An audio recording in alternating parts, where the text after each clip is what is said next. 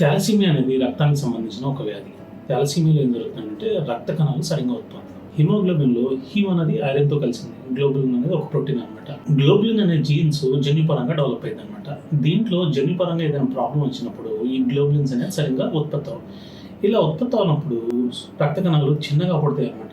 నార్మల్గా రక్త కణాలు 120 రోజులు బ్రతికే రక్త కణాలు ఇలాంటి ప్రాబ్లం వచ్చినప్పుడు 30 నుంచి 40 రోజుల్లో చనిపోతుంటాయి. ఇలా జరగటం వల్ల హిమోగ్లోబిన్ తక్కువ ఉంటుంది. సో రక్తం తక్కువ అవటం వల్ల ఆ బాబుకి ఎదుగుదలలో ఇబ్బంది ఉండటం, నీరసం పడిపోవటం, జ్వరాలు రావటం, ముఖం మొత్తం తెల్లగా పాలిపోయినట్టు ఉంటాం, ఇవన్నీ చూస్తూ ఉంటుంటాయి. ఇలాంటప్పుడు దీనికి ట్రీట్మెంట్ ఆప్షన్స్ 2 విధాలుగా. ఒకటి అంటే బయట నుంచి రక్త కణాలు రక్త ప్యాకెట్లు ఎక్కిస్తూ ఉండాలి. అవి నెలకొకసారి నుంచి 2 నెలలకు ఒకసారి అవసరాన్ని బట్టి ఎక్కిస్తూ ఉండాలన్నమాట. రెండోది ఏంటంటే పూర్తిగా నయం చేయాలంటే బోన్ మ్యారో ట్రాన్స్ప్లాంట్ చేయాలన్నమాట. ఇలా చేయటం వల్ల థాలసీమియా అనేది క్యూర్ చేయడానికి సాధ్యపడుతుంది.